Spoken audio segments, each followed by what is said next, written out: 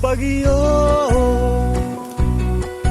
eto na naman. Kay lakas ng hangin at ulan. Bagyo, hindi mapigilan. Dulot mo ay matinding baha. Maraming taong lumilisan,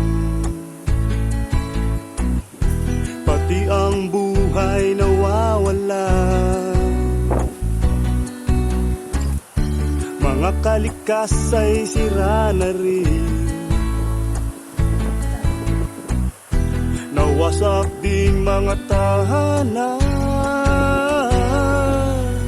Bagyo,